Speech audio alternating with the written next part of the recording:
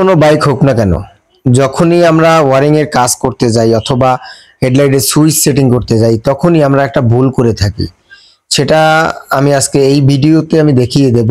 শুরু থেকে শেষ পর্যন্ত যদি আপনারা দেখেন সেক্ষেত্রে আপনি অনেক কিছু বুঝতে পারবেন এবং জানতে পারবেন, আপনার বাইকটাকে রক্ষা করতে পারবেন। তাহলে চলুন শুরু। আসসালামু আলাইকুম বন্ধুরা, কেমন আছেন? আলহামদুলিল্লাহ অনেক ভালো আছেন আশা করি। আজকে আপনাদের মধ্যে আবার নতুন রিভিউ নিয়ে চলে আসলাম bike servicing BD YouTube channel থেকে। আজকে যে রিভিউটা আমি নিয়ে আসছি এটা খুবই গুরুত্বপূর্ণ একটি রিভিউ। আপনারা যদি শুরু থেকে শেষ পর্যন্ত দেখেন তাহলে অনেক কিছু বুঝতে পারবেন এবং জানতে পারবেন। আপনাকে অজান্তেই কিন্তু এই সমস্যাটা হয়ে থাকে, ঠিক আছে? ধরেন আপনি হেডলাইটের সুইচ সেটিং করতে দিচ্ছেন, সেক্ষেত্রেও এই সমস্যাটা হতে পারে।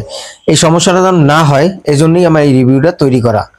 যাই হোক, হেডলাইটের সুইচ যখন সেটিং করতে দেন অথবা ওয়ারিং এর যে কোনো কাজ করতে দেন, তখন যে মেকানিক যে সমস্যাটা করে দেয় সেটা হচ্ছে ওয়ারিং কেটে দেয়। আচ্ছা, এই ওয়ারিং যখন কেটে দেয় তখন কিন্তু এই ওয়ারিংটা পুরো নষ্ট হয়ে যায়।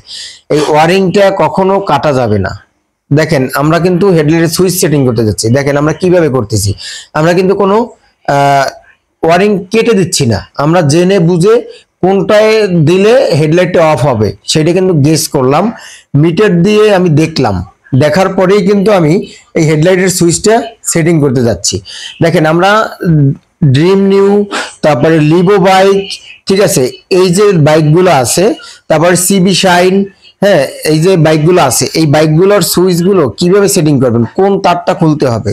দেখেন, এই যে তিনটা বাইকের কথা বললাম আমি, ড্রিম 110, তারপর লিভো বাইক, তারপর আপনার এসপি শাইন, ঠিক আছে, এগুলোর এসপি শাইনটা আলাদা, এসপি শাইনটা আলাদা, সেটা আমি পরে দিয়ে দেব।